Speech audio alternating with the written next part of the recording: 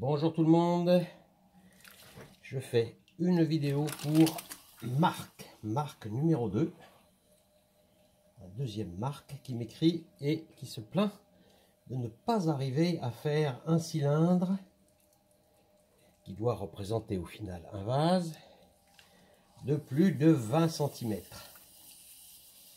Mais Marc, il faudrait quand même m'indiquer le diamètre, parce que si tu n'arrives pas à faire un cylindre de 20 cm qui lui-même fait 15 cm de diamètre, ben c'est tout à fait normal.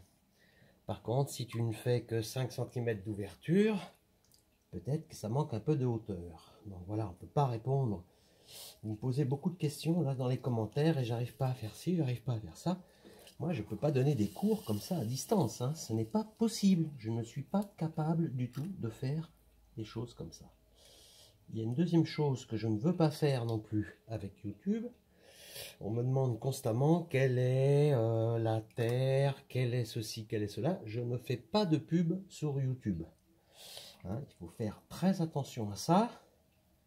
Je ne veux pas rentrer dans un système où après, il va y avoir un retour de manivelle. Parce que rien n'est gratuit dans ce bas monde.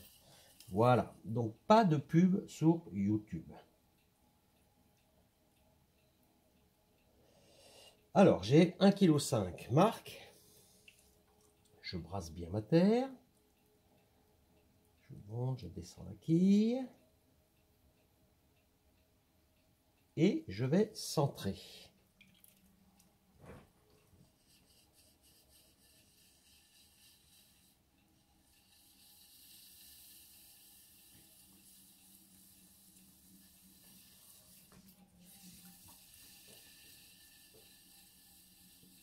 Une fois que c'est centré, j'attends. La terre est un petit peu dure, hein. Alors quand c'est un petit peu dur, bah, il faut être un peu plus patient. On recommence le geste jusqu'à temps que ça fonctionne. Voilà. Donc je perce. On va voir donc cette fameuse hauteur. Moi je sais absolument pas dire comme ça de tête un vase combien ça fait avec 1,5 kg. Hein.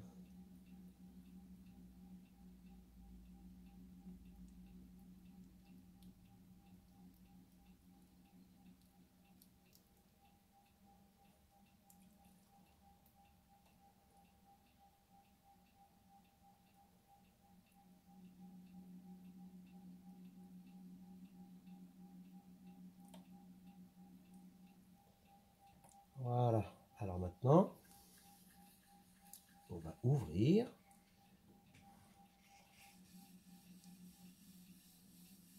Tire la terre vers moi.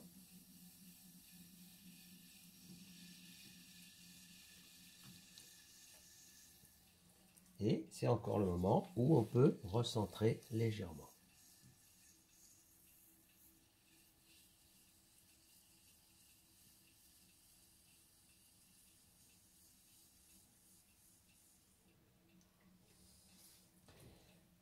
On va commencer à monter la terre.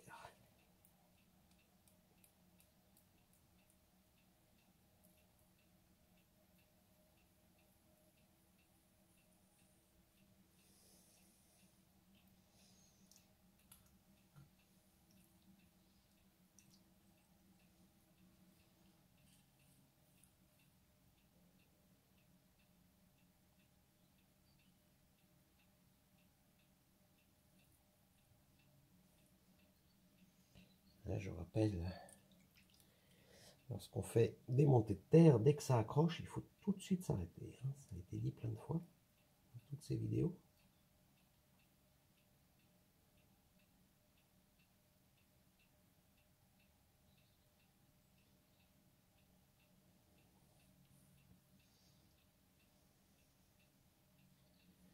Jamais ouvrir trop le haut. Hein. Voilà, patiemment, un peu de pouce, une vague par l'intérieur, la vague passe par-dessus le pouce et on monte le tout.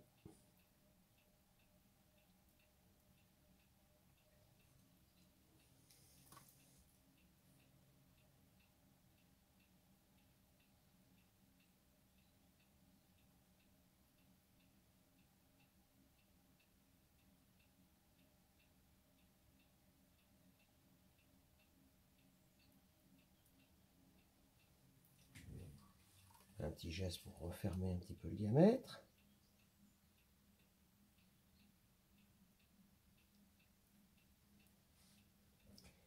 Et on continue. Je ramasse la terre que j'ai au fond. C'est-à-dire ici, je la resserre à chaque fois.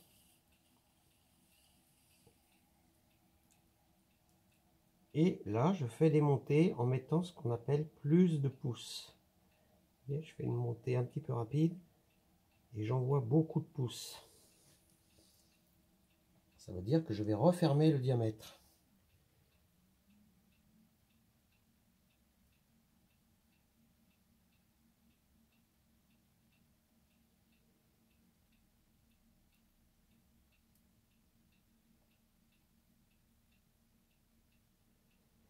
Et je continue. Toujours le même geste. Je referme mon diamètre, plus de pouces.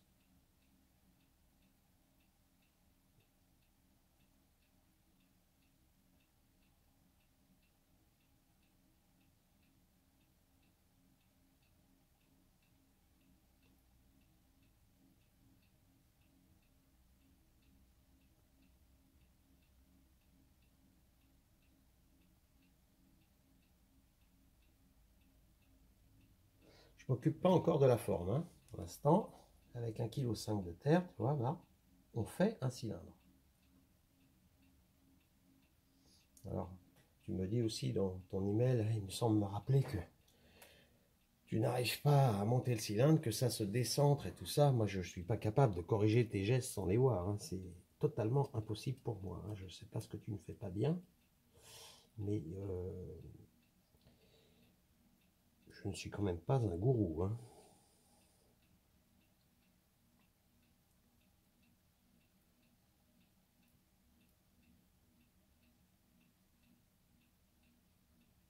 Bon, moi je pense que c'est correct là comme hauteur.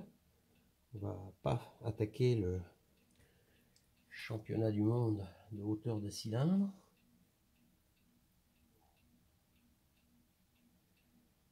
Voilà, moi je serais à peu près arrivé là pour ensuite donner une forme de vase. Hein. Alors là c'est juste l'infini. C'est juste l'infini, hein, les formes. On pourrait faire un petit rétrécissement ici. On pourrait ouvrir comme cela. On pourrait refermer. On pourrait, et on va le faire ici, donner une forme un petit peu plus harmonieuse, faire rentrer le pied, etc. etc. Donc ça, les formes, surtout pour les vases, c'est un très très vaste sujet. Hein. Je vais faire un petit peu rentrer la terre ici. Dernière fois, je vais envoyer un petit galbe.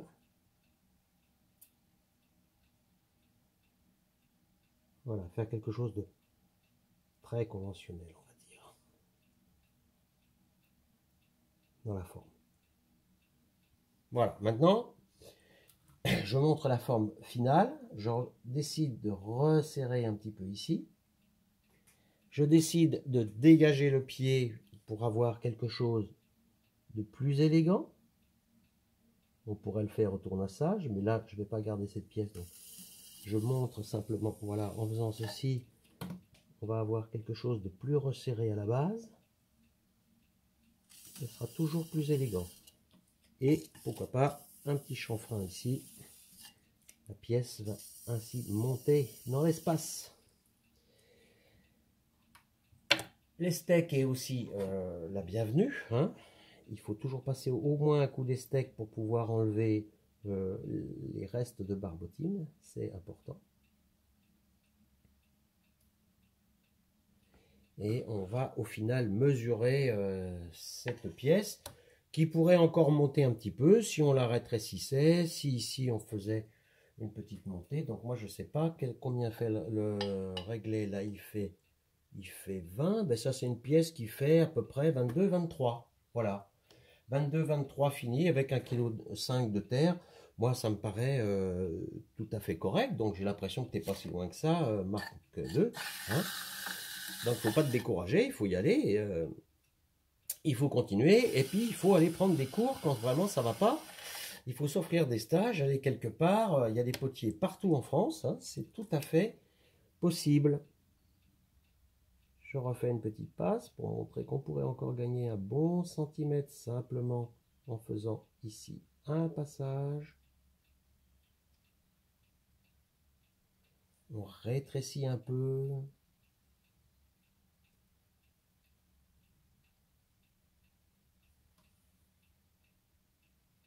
On redonne du galbe.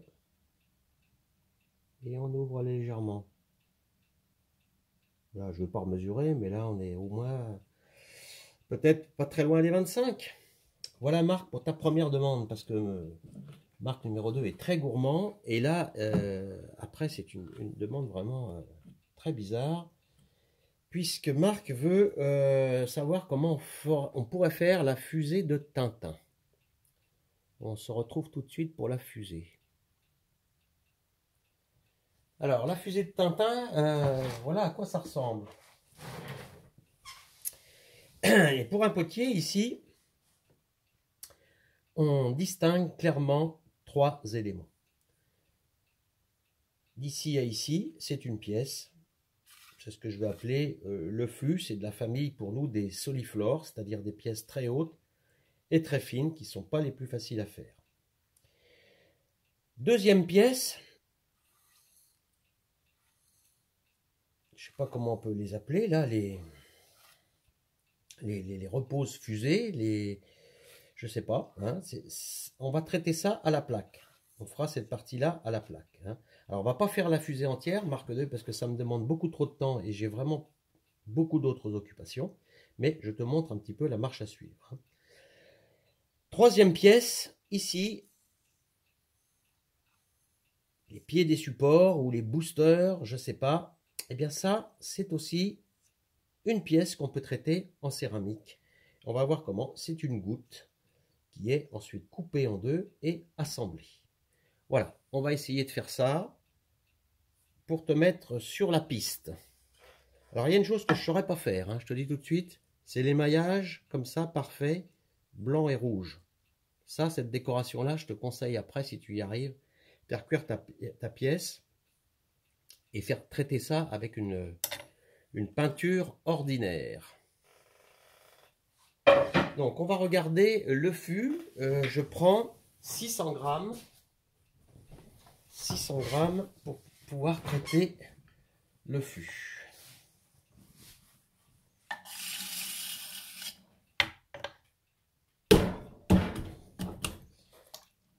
Alors je sais pas, hein, si je trouve que c'est trop, j'en enlèverai.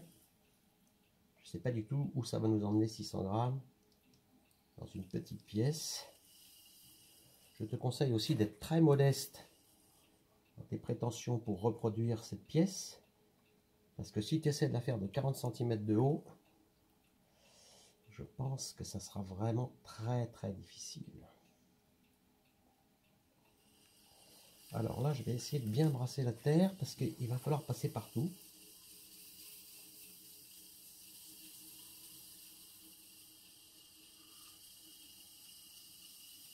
Pour que toute la terre soit remuée le plus possible sur la girelle avant de commencer.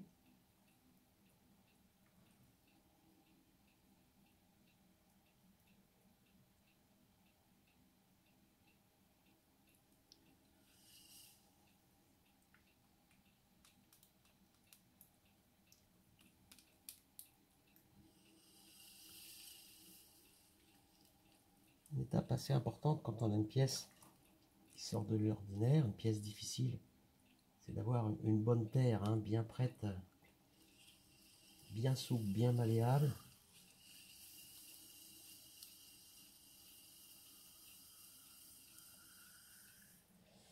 Voilà, alors ne pas ouvrir trop, hein, tout de suite. Pourquoi? Ben, c'est une pièce qui est très refermée, hein, très très refermée.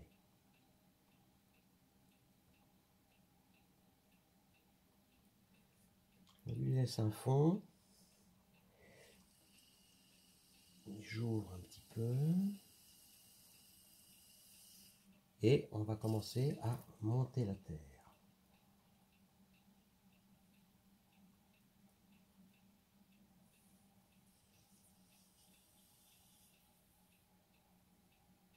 Donc on y va délicatement.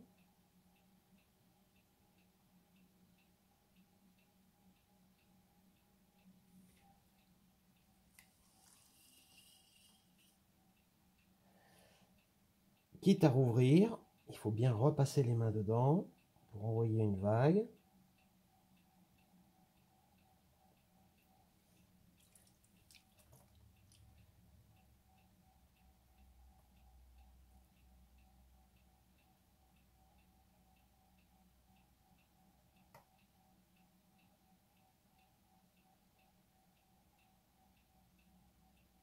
C'est de la patience.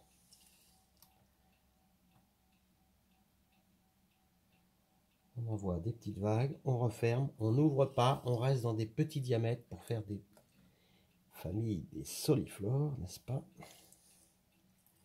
Attention, il faut beaucoup de barbotine quand on rouvre. Je refais un passage, je pense que c'est le dernier avec la main dedans. Donc j'y vais doucement, je stabilise. Je prends mon temps.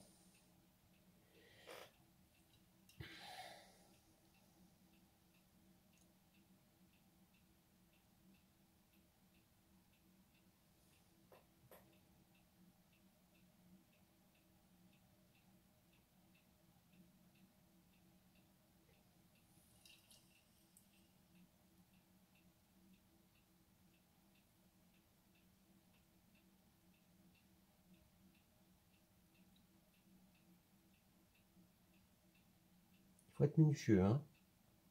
Vous voyez, je refais un passage en serrant, mais j'ai monté vraiment très très doucement.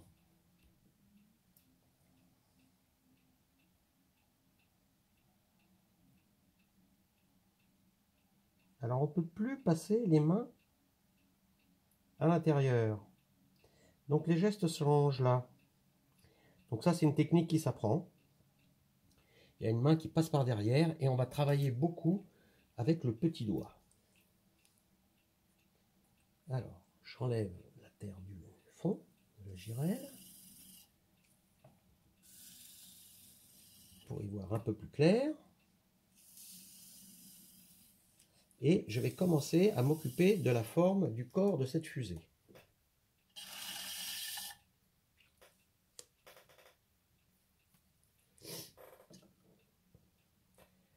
Donc si je regarde le dessin, la partie la plus épaisse c'est celle-là, et là c'est refermé, et là c'est en haut, c'est complètement refermé, mais ça on le traitera en dernier.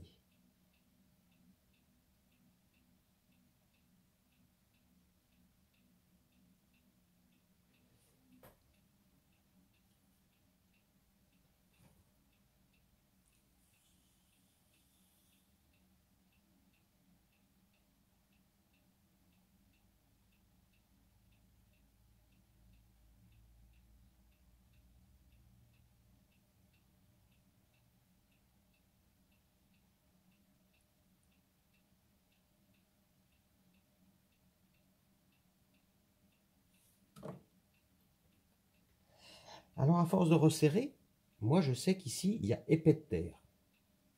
Si, Marc 2, tu ne veux pas prendre de risque, je te conseille de le faire comme ça.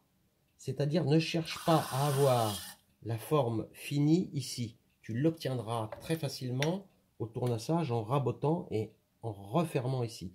Parce que là, si on continue de vouloir serrer en bas, on peut encore essayer, mais on risque de décentrer le haut. Donc je ne vais pas aller plus loin que ce passage-là. Par contre, maintenant, je vais refermer le haut. Fermeture du haut.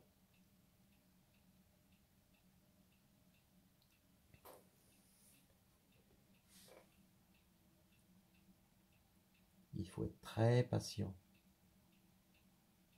Des gestes extrêmement délicats dans tout ce qui est miniature, comme ça. Très, très, très délicat.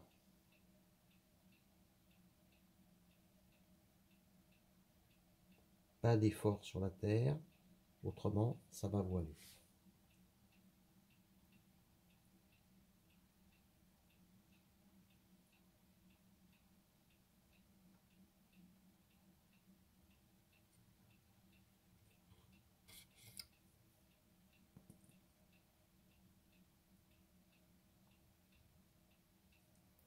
Donc on referme petit à petit, des petits passages. On n'est pas trop gourmand. On pourrait encore la faire monter, hein, la fusée, pas de problème. Il reste beaucoup de terre, c'est très épais. Mais là, ce n'est pas encore un concours. Pour faire monter la terre, quand on ne peut plus mettre les mains ni les doigts à l'intérieur, eh bien, on procède comme ça, hein. On prend un pic par exemple et on continue de faire monter. On appuie sur le pic.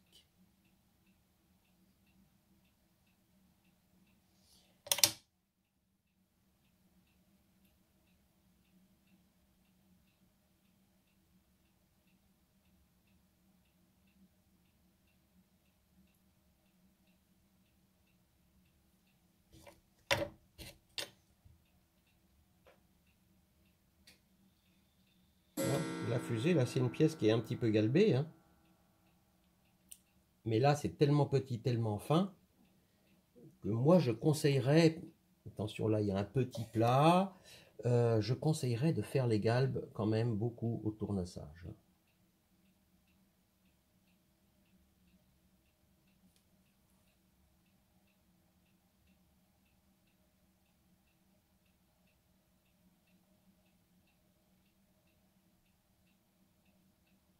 Bon, moi, je pense que c'est un petit peu trop haut. Donc, je vais couper là par rapport à la forme et donner la forme finale du haut. Donner la forme finale, c'est simplement avec 4 doigts, on pince légèrement et on continue de monter. Jusqu'à temps cette fois-ci que ça se referme complètement et on obtient normalement une petite pointe. Voilà, quelque chose comme ça.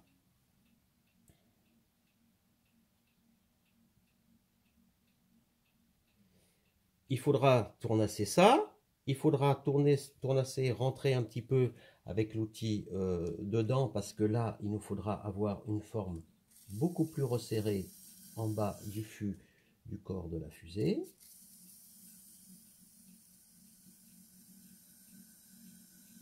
Voilà, on ira vers quelque chose un peu de cette forme-là, mais plus prononcé. Je ne vais pas le faire là parce que ça va décentrer et le haut va être abîmé.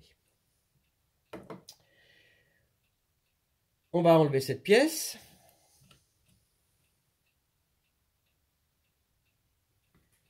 Alors, je passe un fil. Et on va essayer de sortir la pièce sans trop de dégâts.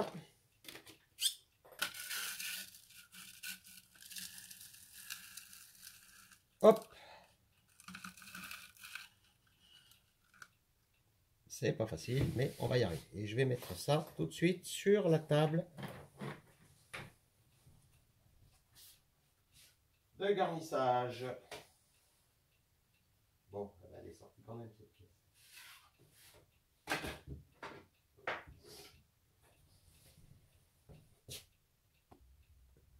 Alors, les petits boosters là, hein, les pieds de la fusée, ce sont des gouttes. Pour traiter ça, on va utiliser la méthode de la motte. C'est parti. Donc il y a 3 pieds. Il faudra 3 pièces. Et moi je conseille d'en faire beaucoup plus, Marc. Parce que ça va pas être facile, surtout si tu n'as pas trop l'habitude de faire des miniatures. Donc, travail à la motte. C'est bien parce qu'on n'a pas besoin de centrer. On s'occupe que du haut. Enfin, visuellement, c'est bien de centrer un tout petit peu pour pas voir ce chahut permanent. Mais on s'occupe que du haut. Je brasse le haut de la motte.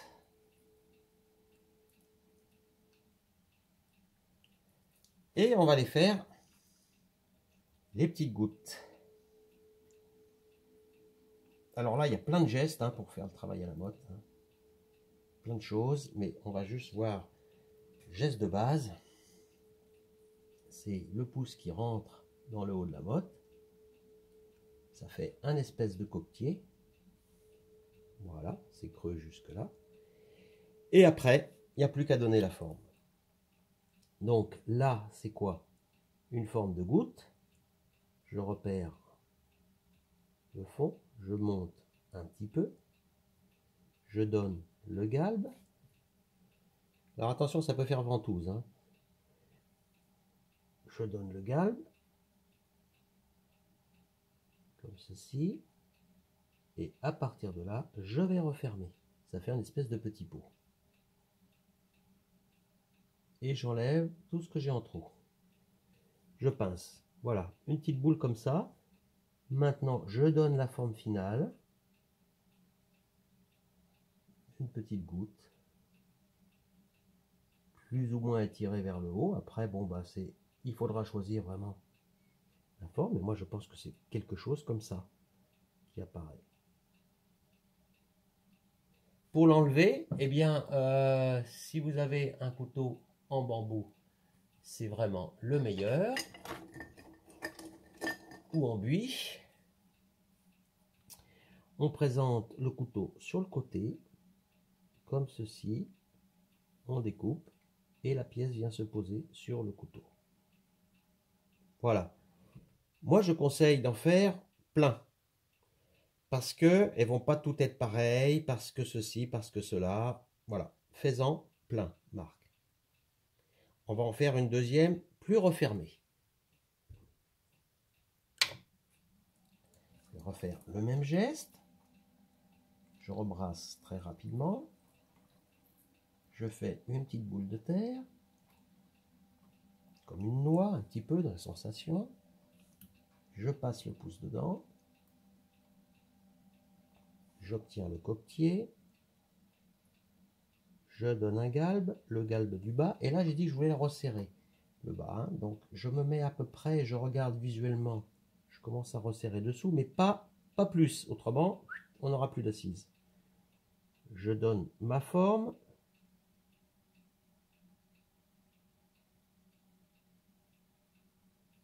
Je cherche ici à refermer.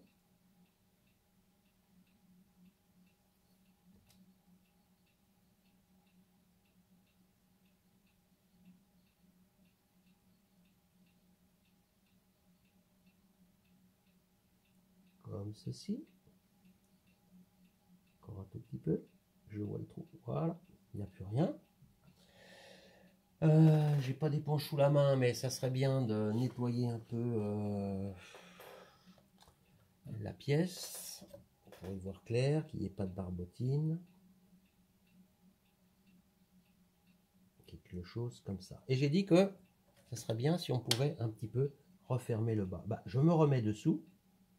Je repince parce que là, il y a un arrondi. Voilà, je repince. Et je fais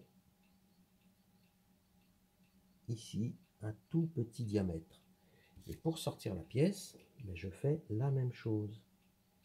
Je coupe, je la pose dessus. Voilà le booster. Je vais mettre celui-ci de côté. Alors, j'ai placé la pièce sur un grip. J'ai protégé la pointe ici dans une petite boule de terre. Et puis, je vais tournasser cette partie. Si vous n'avez pas un grip, eh bien, pour une pièce comme ça sera beaucoup plus difficile puisqu'il vous faudra tourner une forme en terre, à peu près de la même forme que le fût de la fusée, mettre du plastique dedans pour pouvoir poser ensuite la pièce à l'intérieur de la forme en terre et enfin la tournasser. Bon, marque 2, je dois dire que le tournassage pose vraiment des gros problèmes. Gros problèmes. Et pour être franc, je dirais franchement, carrément, ça ne marche pas. Donc voici une autre méthode. Il va falloir faire ça avec des techniques de modelage. Donc, avec un petit couteau, ici, on va enlever de la matière pour avoir le fameux galbe du bas de la fusée. Il faudra être patient, mais c'est tout à fait faisable. On va retrouver un galbe comme ça, en enlevant des tranches de terre. On va affiner et on fera la finition à l'éponge mouillée.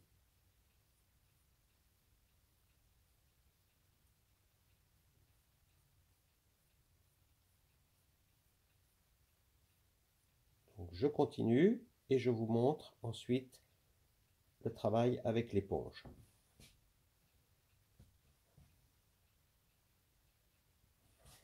Voilà, j'ai enlevé le plus gros. Je passe la lame à plat, comme ceci, le tranchant vers la terre pour raboter. Là, j'ai été un petit peu trop loin. J'ai remis un petit peu de terre. Je la remets par-dessus.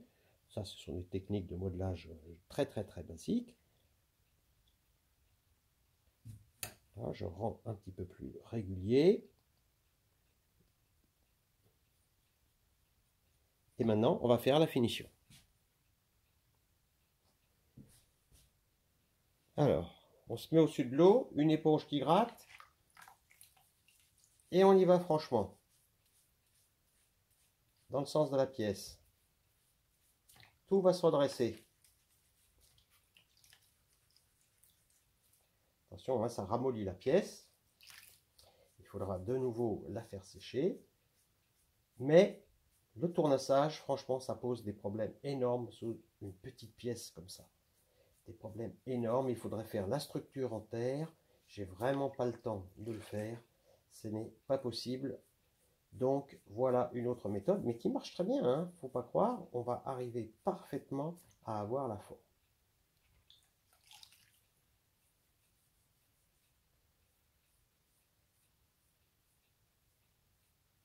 À la fin, on passe l'éponge dans ce sens-là. Et on laisse sécher.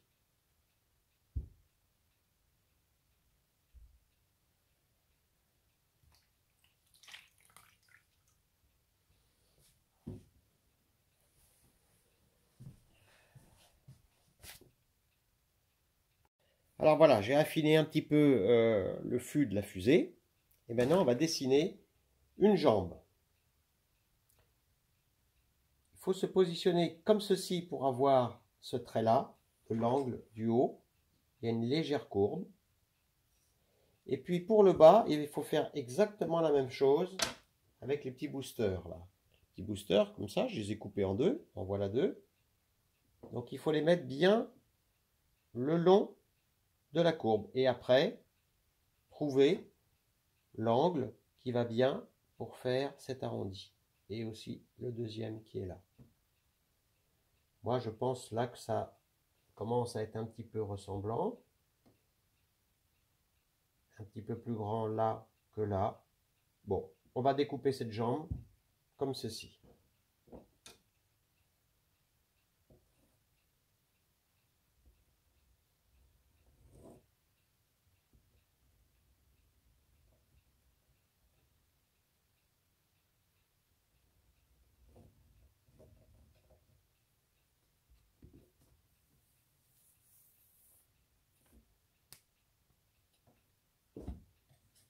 Il faut laisser une certaine épaisseur à la jambe.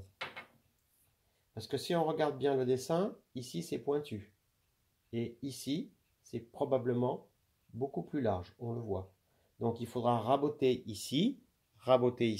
Je conseille, vu la difficulté, de le faire à nouveau à l'éponge. Ensuite, eh bien, il faut assembler. Donc ça sera barbotine partout. Et puis il y aura encore une petite astuce, c'est que les deux boosters vont venir comme ceci. Les deux pieds ou boosters, je ne sais pas comment on peut les appeler, avec le jambage de la fusée qui vient ici. Comme cela. Mais ici, on voit que ça arrive à peu près au milieu. Donc on retrouvera, j'avais fait une marque qui est là, on retrouvera le haut de la jambe un peu plus bas. Ce qui fait, attendez, ça va venir, vous allez voir. Voilà, ça va faire quelque chose comme ça. Tu vois, Marc, quelque chose comme ça. Et tu seras obligé de combler. C'est pas facile à monter hein, comme ça, parce que normalement, on ne le ferait pas comme ça. Hein. À la réalisation, tu le fais sur la table. Mais je veux montrer ici qu'il va y avoir un espace qu'il faudra combler avec de la terre. Hein. Voilà, l'espace de la jambe comme ceci. Donc pour l'assemblage, j'ai encore une dernière recommandation. Hein, donc je me remets à peu près comme il faut. Ça, là, ça, ici qui dépasse. Ça sera de l'autre côté. Et ma dernière recommandation, ici ça dépasse un petit peu, donc on se met là, pour l'assemblage, c'est de marquer là, là, les deux formes. Et puis ici, moi je recommanderais quand même volontiers de procéder à un évidement. Parce que ça va être quand même, il va y avoir beaucoup de poids. Voilà, moi je ferai comme ça. Ici, il faut le mettre bien droit, ce n'est pas tout à fait le cas. Je corrige, voilà, quelque chose de droit. Et ici, enlever de la matière brute et vider sur au moins 2 à 3 mm. On va faire un trou ici. Et pour l'assemblage final, Marc, tu bourres ça de barbotine. Ici aussi, tu guilloches, tu laisses bien raffermir ça et tu vas le présenter ici dans le trou. N'oublie pas après d'enlever de la matière là, de faire les finitions avec une éponge. Moi, je pense que c'est un peu un challenge, hein, réaliser en céramique une fusée comme ça. C'est un sujet bizarre, mais tout sujet présente des intérêts. S'ils ne sont pas artistiques, au moins ils sont techniques. La dernière chose que je voudrais dire, c'est qu'il faudra disposer de beaucoup de temps pour monter une fusée complète. Et moi, j'évalue ça avec les temps de séchage et tout qui va bien. On mettrait bien quand même dans les 2 jours. Hein. Voilà. Mais c'est faisable. On peut refaire pratiquement à l'identique. Alors je vois que, évidemment, il faudra en faire plusieurs aussi pour les fûts, parce que je m'aperçois qu'il est quand même beaucoup trop pointu. Hergé ne l'a pas dessiné comme ça, il l'a fait beaucoup plus ovoïde. Donc c'est des choses qui peuvent se corriger, mais il faut aussi faire 2-3 pièces pour en avoir une à peu près parfaite. Et puis la méthode, là, me semble bien pour les petites jambes booster. Là, je crois que ça fonctionne et qu'on arriverait à faire une forme tout à fait similaire. Moi, le seul truc qui me paraît impossible à faire, c'est le rouge et le blanc ici. Ça, pour moi, je ne sais pas faire, mais si tu le fais minutieusement après, avec une simple peinture, pourquoi pas, une fois que la pièce est cuite. Voilà, bon courage, prévois du temps, Marc. Hein, et quant aux autres, je vous donne rendez-vous pour de nouvelles aventures céramiques prochainement.